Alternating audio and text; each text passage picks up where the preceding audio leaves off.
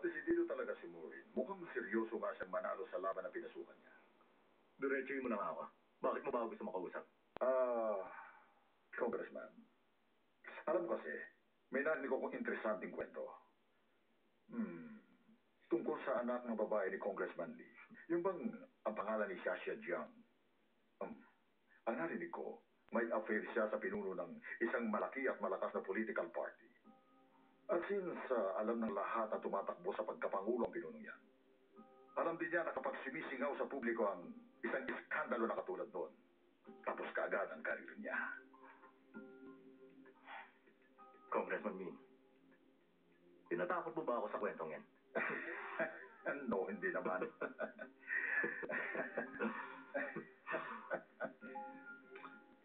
Meron lamang akong gustong imungkahi. Sige, sabihin mo.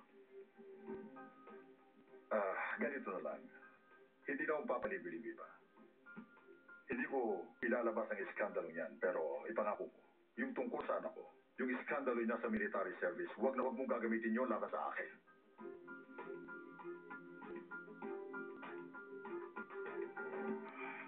Ito na po sila, ma'am. Ito lang. Sa pong asawa na namatay po. Salamat.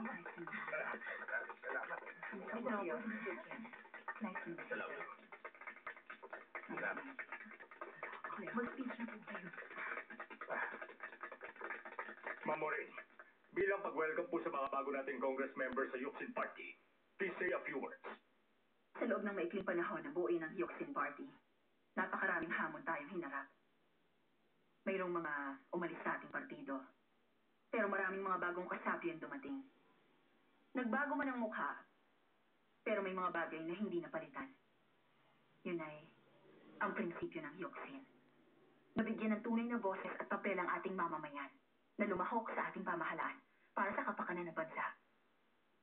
Ang tunay na pinuno ng partido ay ang bawat isa sa atin. Maureen Seo! Ibotong Pangulo!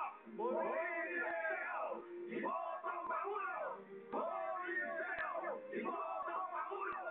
Maureen Seo! Ibotong Pangulo! Maureen Seo! Ibotong Pangulo!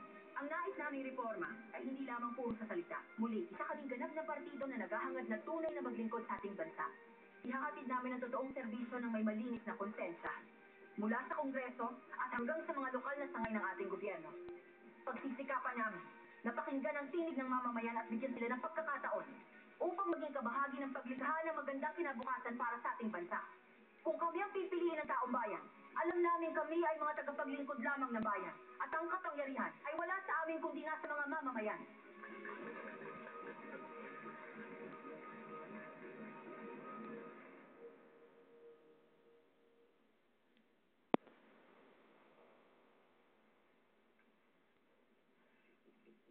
Ngayong araw ang opisyal na pagpapatala ng mga opisyal na kandidato para sa eleksyon. Nakapagparehistro na si Congressman Victor Kang para sa People's Friend Party at Congressman Domingo Min ng Bokshi Party. At kani-kanina lang ay dumating dito sa Election Bureau si dating Governor Maureen Seo para magpatala din. Kaya ang official candidate para sa People's Friend Party ay si Mr. Victor Kang at para sa Bokshi Party si Mr. Domingo Min at sa Yucsin Party si Ms. Maureen Seo. Sila po ang tatlong presidential votes.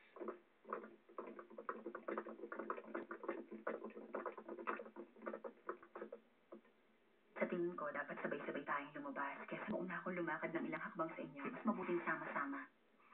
Gusto kong isipin ninyo na hindi ako nakakataas sa inyo dahil wala akong magagawa kung wala kayo. Huwag po kayong mag-alala. Magkapantay lang tayo, Maureen. Ha? Pero, mas matangkat ka pa rin sa akin. Ako ikaw talaga. Oh, Edward. Everyone, I'm Prosecutor Edward Ha. Meron lang akong ilang katanungan para kay Miss Maureen Seo. Maaari mo bang sagutin ang tanong ko? Of course, Prosecutor. Pero Ma'am Maureen... Ako nang bahala. Naiwan ko na muna kayo.